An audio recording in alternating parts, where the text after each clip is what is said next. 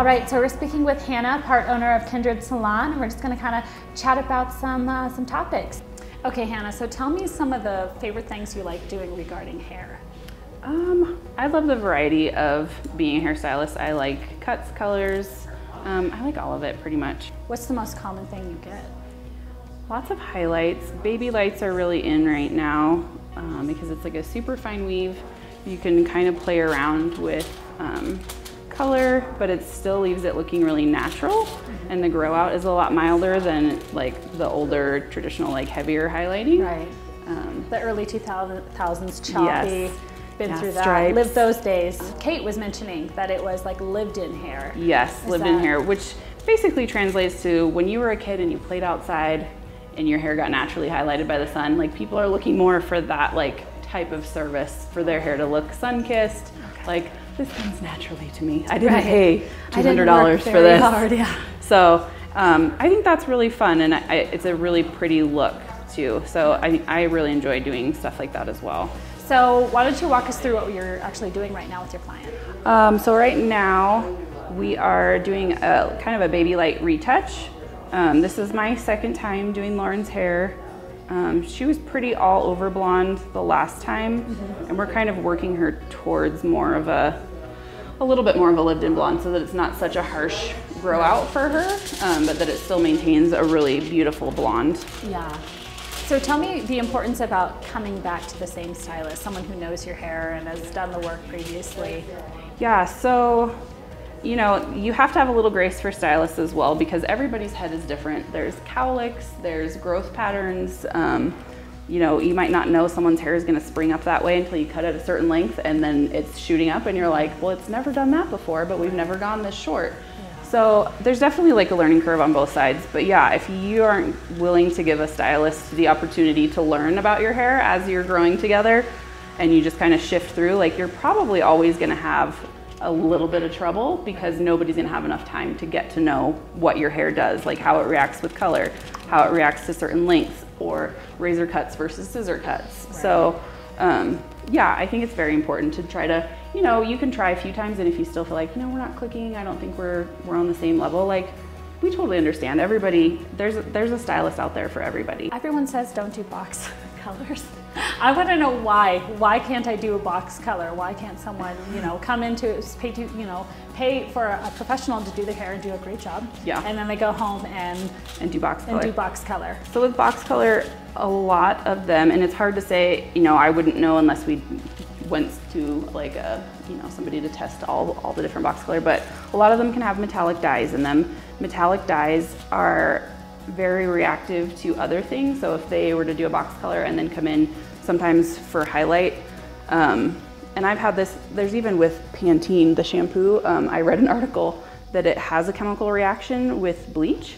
And I actually witnessed that on someone's head of hair. The bleach and the foils got hot to the touch. They should never get like hot, like it felt like they came out of an oven. Wow. The foils puffed up and everything, like the bleach expanded huge, the foils were really hot, and I found out later that she used Pantene on a daily basis. So there are certain chemical reactions, and that's why we say, please don't box color your hair. Like if you're gonna color your hair yourself, I always tell people, like if that's really the route you wanna go, and I understand if you can't afford to come in, go to Sally's, get your developer, get your color.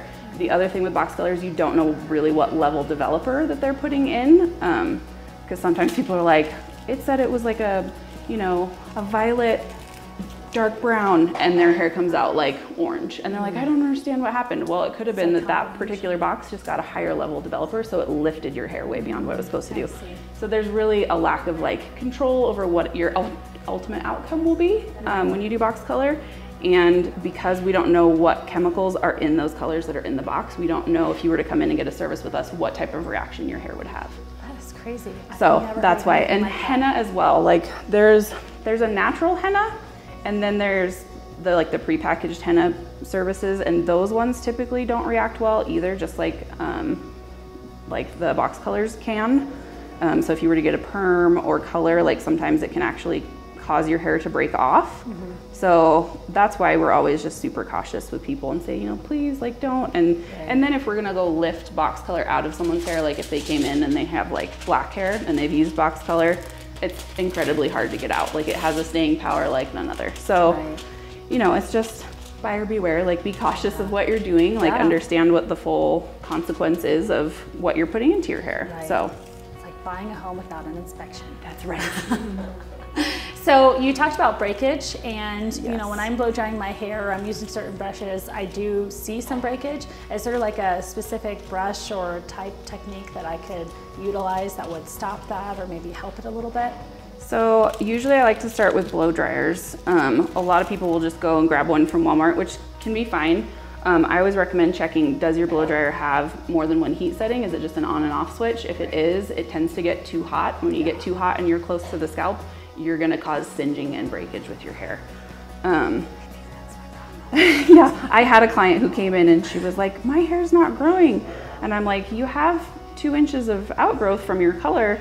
Where she wasn't growing was in the front, which a lot of people give a lot of attention to as they're blow drying. She was literally breaking off her hair in the front. So it was only about 2 inches long. Like luckily she had kind of a bang area, so it blended a little bit, but she was like, I don't know what's going on. Yeah. And then I found out she had a blow dryer that didn't have a heat setting. She was using a round brush, and a lot of them do have metal cores, but it's if you're getting too close with your blow dryer to a round brush that has a metal core, you're doing metal on top of heat and then heat on top of that. Like you're basically starting a fire in your hair. Right. So I've never thought about it that way. That's so interesting. So you just, it's about being smart. A lot of blow dryers also come with nozzle attachments. A lot of people don't use those nozzle attachments. Right. Those also create a barrier because the majority of blow dryers, their heat coil is on the tip of the blow dryer. So if you're putting that tip of the blow dryer right on the hair, you're gonna cause singeing and breakage. Gotcha. So if you have the tip on, that gives you a little more safety space.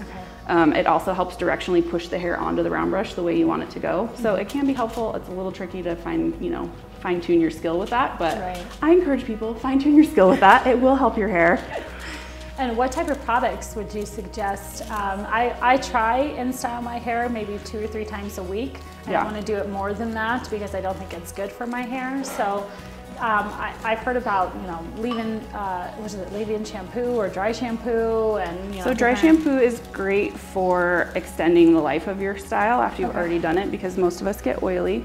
Dry shampoos are best used, so like if you were to wash your hair, style it that night before you go to bed, spritz it in your hair, pick up, spritz it in your roots, sleep with it, and then the next morning brush through. So what that's gonna do is gonna sit on your scalp, absorb the oils, and then you're gonna brush and disperse it through the hair.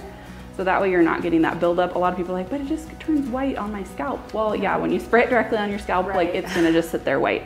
So when you give it the opportunity and you brush through, you're helping disperse the oils, but you're also helping break up all of that dry shampoo, and it gives you more style, lasts longer. What about a product that I would use before I blow dry my hair?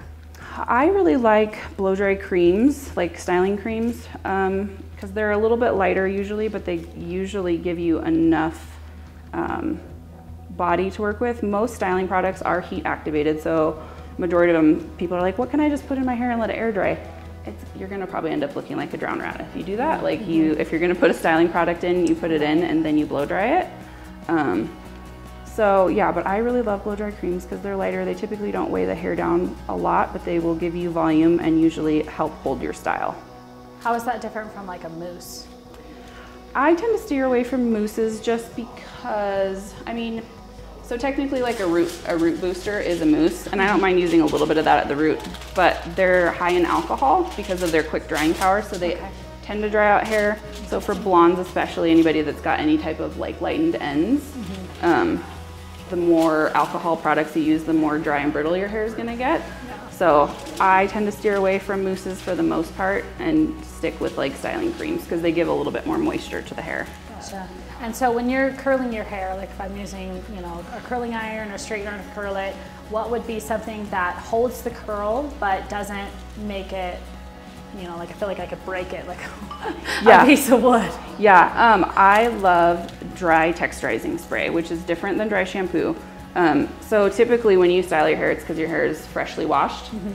Dry texturizing spray gives it kind of like that second day grit that you'll get in your ends. That's what you did with mine. That's what I did when I styled your hair that day. That was my best hair day.